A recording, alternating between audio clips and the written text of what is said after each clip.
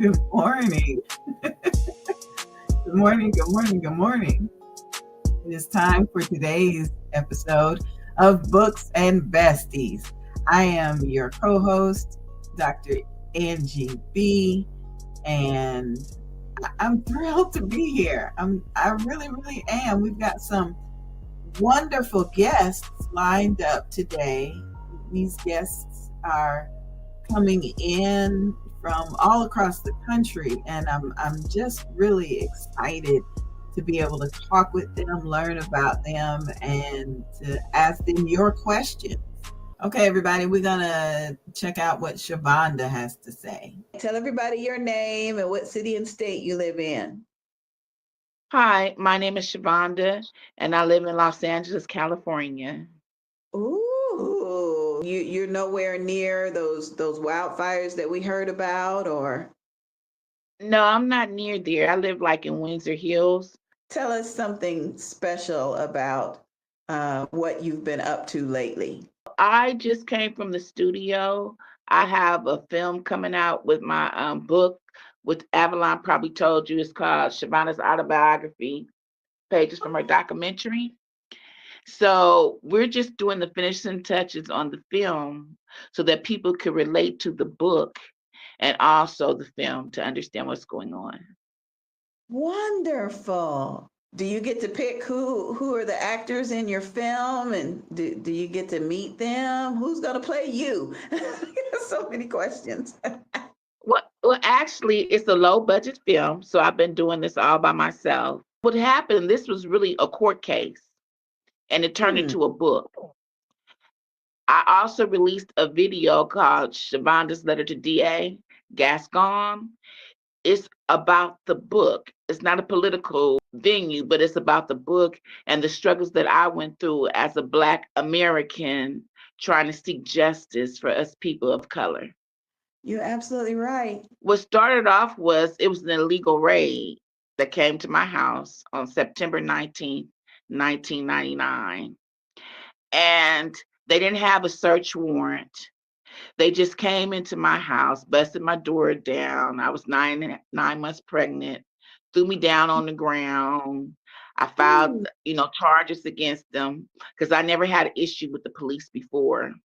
So I let them come in, search. They didn't find anything. And I reported it. Then I went to the internal affairs and I sued them. And it became a book. And so all I'm seeking is just justice for us as a people, because I guess they just thought of who I was, the color of my skin, and who I was associated with, that I came from the streets instead of an educated, well documented family, he has to say. Oh my Lord. We continue to seek justice and for so many reasons. So many. Did you sustain any injuries from that attack?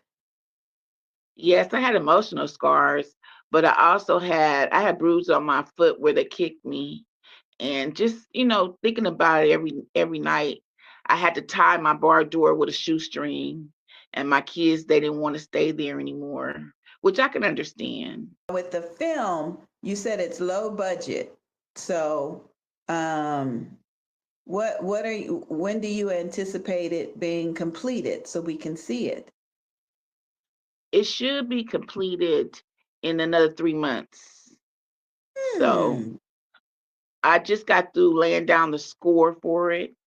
And the actors are people who just regular people that I found, looking at them, and I asked them would they like to act, or I went to different agencies. That's how I was able to approach different people to play different parts in the film. What advice would you have for someone who is holding on to a great book that they know should be a film and they want to be like you when they grow up? What piece of advice could you share? Never give up, to follow your Oh, dreams, and to believe in yourself. absolutely. How can we relate to your book if we wanted to know how it could relate to us? I'm not a writer, really. I do write music. I'm an entertainment marketing person. I'm really surprised as being a first time author different people have given me different responses. They like the book, they like the video, they can't wait to see the film. First time authors, nothing more exciting than getting that box with your books inside.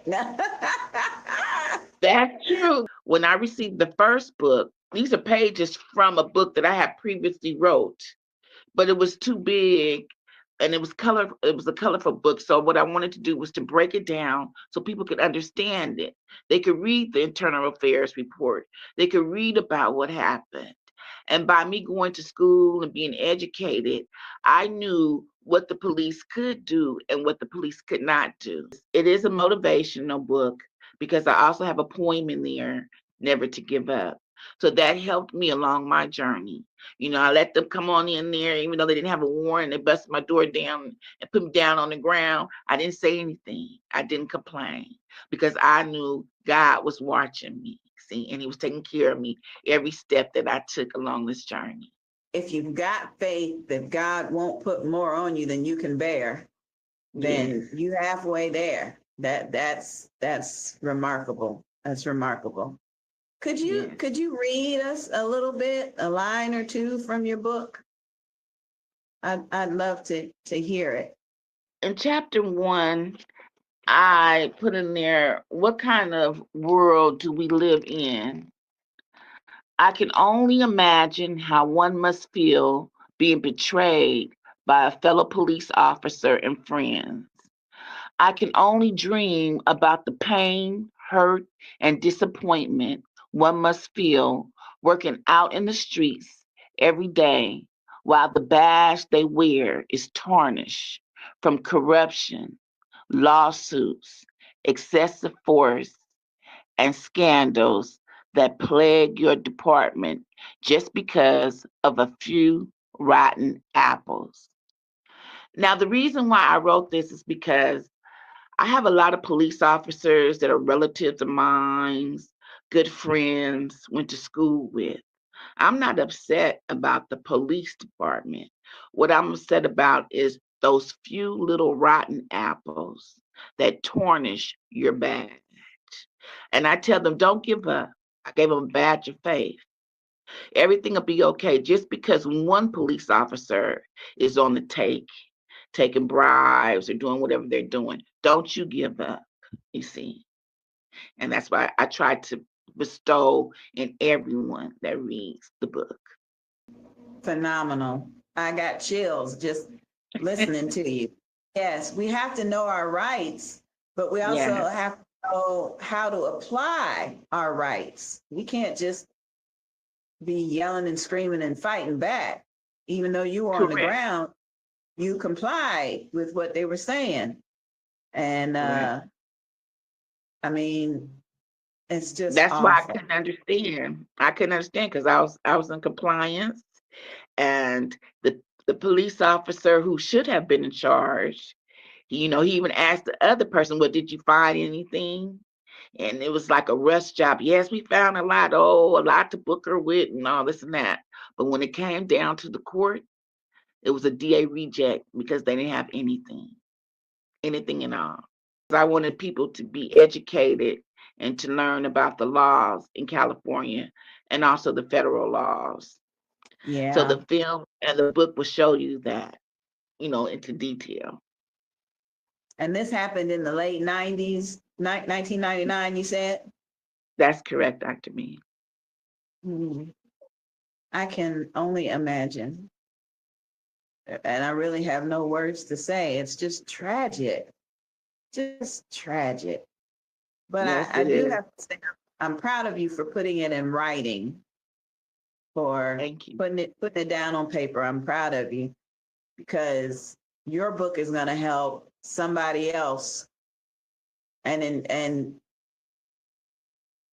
I also see how the police departments across the country could learn from your book as well, what to do and what not to do, especially with a pregnant woman. And at 9 months, I know you was looking good and pregnant. It wasn't like they could say, oh, I didn't know she was pregnant, Yes, ma'am. That's correct. God. Some of the police officers, they were really nice to me afterwards. They were like, "Oh, are the handcuffs too tight?" Uh, Things like that. Because I said, you know what, I'm going to call my cousin right now, who's a judge, and find out what's going on here. Yeah, once they find that out, I bet you they was real apologetic then. But the Yes, ma'am. You are. damage had already been done. Lord have mercy. Yeah, yeah. So I know you're in marketing as well. Can you give some of us a tip or two about how to market and promote our books? Well, the best marketing tip is word of mouth. Mhm. You know, if you tell people about your book, you put flyers out. I do a little old fashioned way. You know, I put flyers out. I go knock on people's doors, put them in the mailboxes, things like that. Word of mouth is the best marketing tool. Now, if you do have money, of course, advertising, but make sure you get a good advertising agent that will help Hmm. you instead of someone that's just taking your money, you Hmm. know, the Okay. promotion. We need an agent to take care of our advertising. Hmm. Yes, yes. If you can do it yourself, that's fine, you know. And like now, what I've been doing is I've been promoting my book. I give them a little gift baskets, like different book reviewers. Because I don't know if you noticed that I got a 5-star review on Amazon. That's where the book is Yes. available.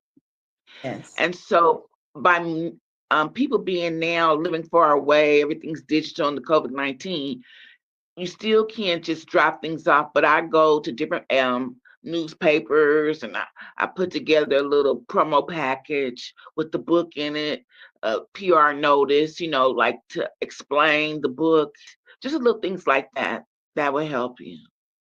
Hmm. Okay. How can we get a copy of the book? I know it's on Amazon, but uh, tell me the name of the book and how they can find it on Amazon.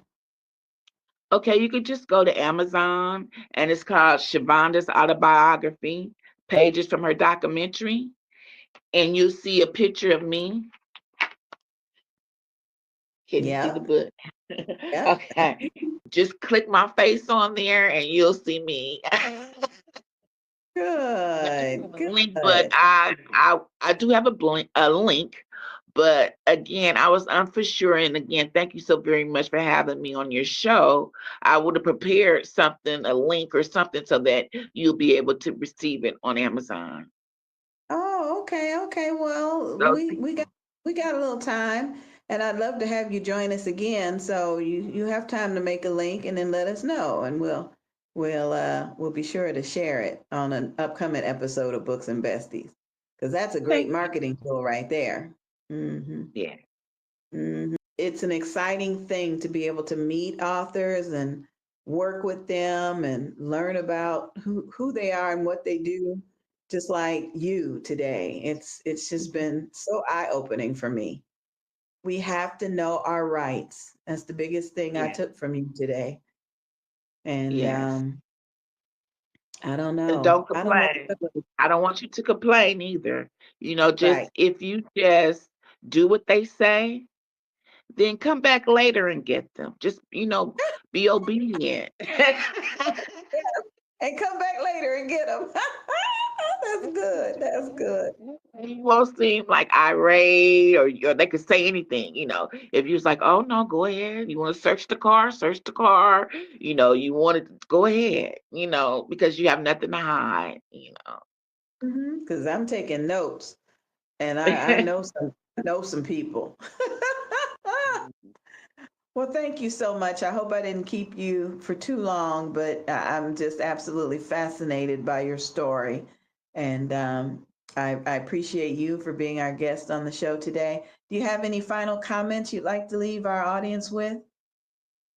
I'd just like to say, first of all, thank you so very much for having me. And I would truly like to say, if you believe and you know you're innocent, don't give up. God's got your back. You just don't Gotcha. know the things that I've been through. Just not being pregnant and them illegally raiding my house, but I have had people try to kill me because once you report the police, that's the problem. But thank God that there's a God somewhere that He wouldn't put on you what you could not bear. Because thank God I've got relatives and people who love me that stood up for me and stood by my side. And that's helped keeping me safe through all this, including the police department. Can you believe Yes, that? yes, Lord. Some Yes, internal Lord. affairs and different people, they have stood up for me to Yes, help keep me Lord. safe. Thank you. So Thank don't you. give up on your dreams and don't give up, especially if you're right. Oh, yes, yes, yes. All right, I got another reason to come to California. Another reason. I hope we can connect soon. Thank you for being with Sure. us. We're going to take a quick break and we'll be back with more of Books and Besties in just a bit. Okay, take care.